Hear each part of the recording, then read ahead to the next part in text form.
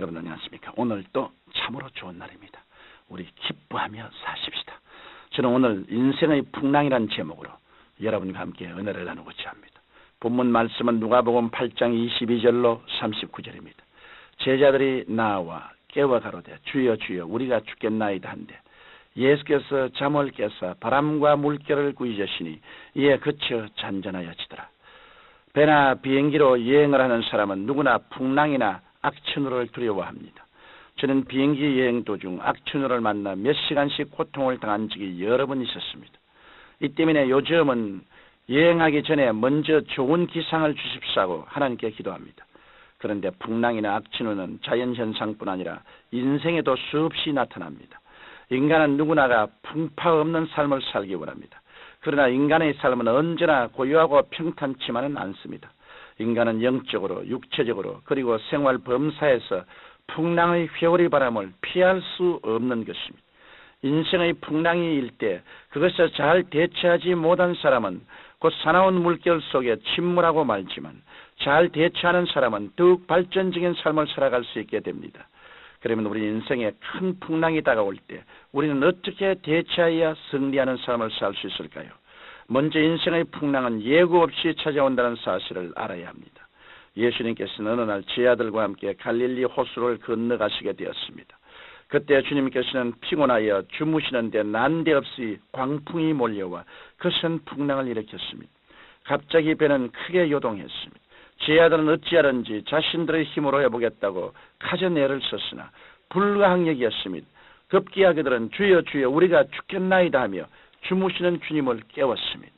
예수님께서는 일어나 바람과 물결을 꾸짖으셨습니다. 그러자 바람과 풍랑이 일시에 그쳐 호수는 잔잔해지고 다시금 평온을 되찾았습니다. 제 아들은 자연을 다스리며 자신들을 죽음에서 구하신 예수님의 권능을 보고 크게 두려워했습니다. 여기서 우리가 알 수 있는 것은 바다의 풍랑이 예고 없이 갑자기 찾아들었다는 것입니다. 아니 오히려 평안하다고 생각할 때 찾아들었습니다. 오늘 본문에 나오는 갈릴리 호수의 풍랑은 예수님이 주무실 만큼 고요한 중에 찾아들었습니다. 인생의 풍랑도 마찬가지입니다. 우리 삶에서도 풍랑의 회오리 바람은 갑자기 찾아듭니다. 이러므로 우리는 일상생활에서 나태하고 안일한 자세에서 벗어나 늘 깨어 근신하며 주님을 굳게 믿는 강한 신앙을 지녀야 하겠습니다. 주님께서는 갑자기 닥친 풍랑에 어찌할 바를 모르는 제자들에게 너희 믿음이 어디 있느냐고 나무라셨습니다.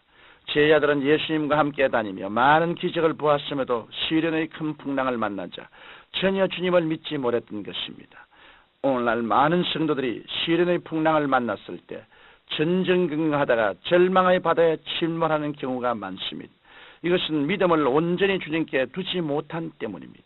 어느 때나 믿음을 온전히 예수님께 두는 성도는 어떤 엄청난 시험이 엄습한다 하더라도 결코 절망하거나 낙심하여 넘어지지 않습니다.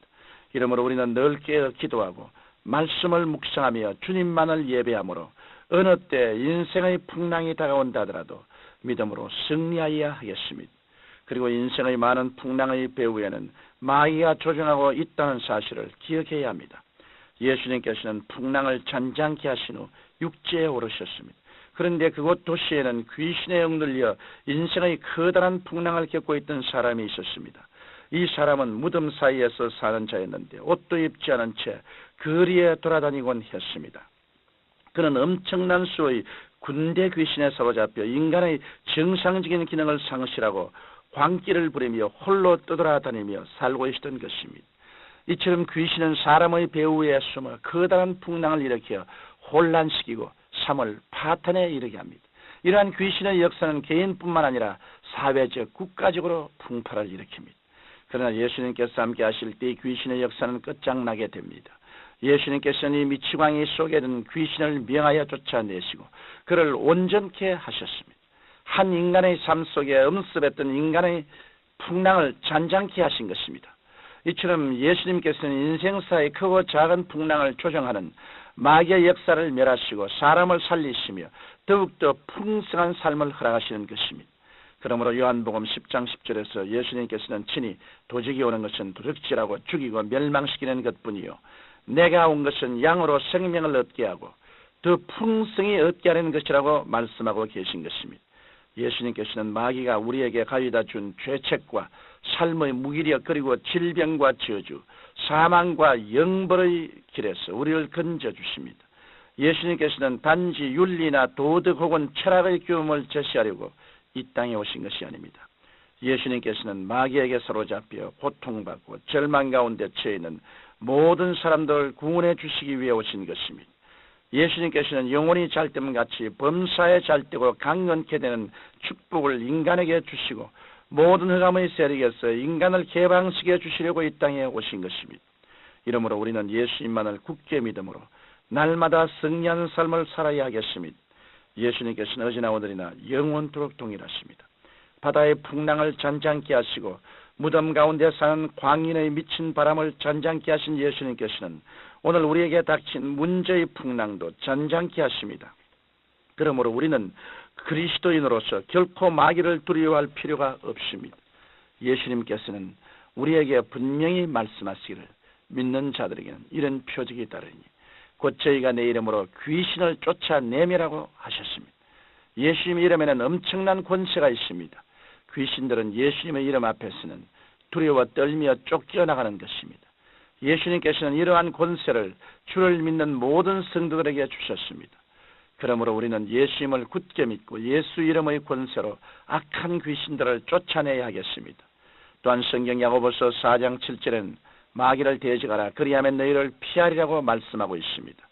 우리가 말씀으로 악한 원수 마귀를 대적하고 기도와 찬양을 통해 대적할 때 원수 마귀는 한 길로 왔다가도 7길로 도망하고 마는 것입니다.